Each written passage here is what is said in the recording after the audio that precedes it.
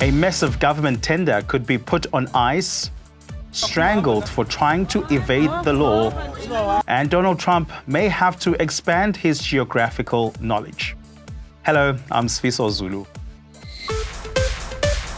This is Eyewitness News. A multi-million rand tender for a driving license card printing machine could be cancelled. The Transport Department has raised concerns about French company Eyewitness' ability to protect the personal data of South Africans. The company won the 435 billion rand bid for the contract last year to print the country's biometric driver's licenses. While no money has been paid to Eyewitness yet, the tender now looks set to be cancelled after the Auditor General found it was awarded irregularly. And the Auditor General says there are inconsistencies in the entire process of awarding this tender. The Transport Department has now approached the court seeking a declaratory order. The AG identified instances of non-compliance with the required procurement processes. The non-compliance is emanated from transgressions of supply chain management prescripts, the Treasury regulation, as well as the supply chain management policies of the DLCA, rendering the procurement process irregular.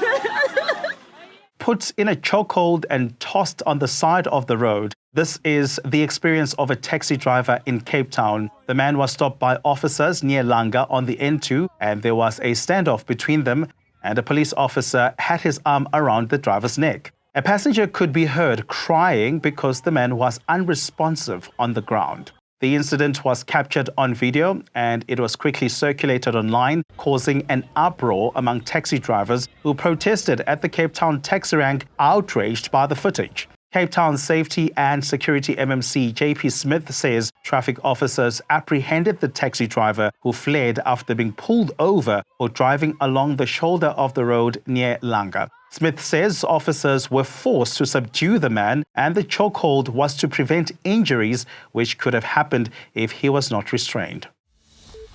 A private security firm is adamant that 4 of its officers who were killed by police in the Eastern Cape were good men and they were not involved in any crime. Last month, the SAPS National Intervention Unit killed 7 people during an alleged shootout in Butterworth. 4 of the 7 people killed were security guards for KZN VIP Protection Services, a company contracted to escort alleged extortion kingpin Yanga Bara Nyalara. Owner of KZN VIP Protection Services, Glenn Naidu, says the company did a background check on Nyanga Nyalara before accepting the job to escort him around the Eastern Cape, and they didn't find any pending cases against him. It's really been heartbreaking. You know, these 4 gentlemen that worked for us, I mean, they were really gentlemen. They didn't smoke, they didn't drink, they were good Christians, they had families that they supported, and sadly, their lives have been cut short because of some trigger-happy cops. Police say the occupants of the car transporting Nyalara fired at them first. Police Minister Senzo Mchunu says an independent police investigating directorate report into the Phala Phala saga has been declared top secret and it won't be made public. The Ipid ostensibly investigated the conduct of VIP police officers assigned to President Cyril Ramaphosa, who are believed to have set off on a wild goose chase to Namibia to track down the US dollars stolen from the president's Limpopo farm in 2020. Although the Public Protector and the Reserve Bank both released their reports on their investigations in 2023, Police Minister Senzo Mchunu has told Parliament that the Ipid won't be doing the same.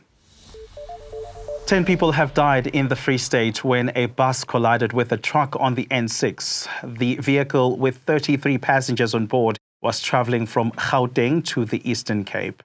The RTMC has sent a team of investigators to the Free State to begin a probe into the crash that killed 10 people in the early hours of this morning. The RTMC reiterates its call for motorists to avoid traveling in the early hours of the morning, as information that has been collected over time indicates that most terrible crashes happen at dawn.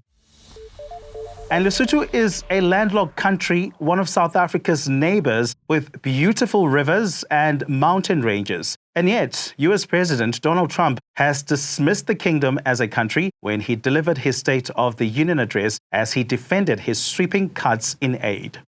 $40 million to improve the social and economic inclusion of sedentary migrants. Nobody knows what that is.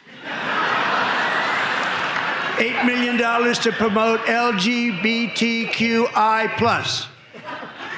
in the African nation of Lesotho, which nobody has ever heard of.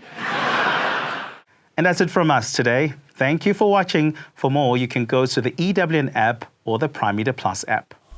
Eyewitness News, in touch, in tune, and independent. For the latest, log on to ewn.co.za or ewn.mobi.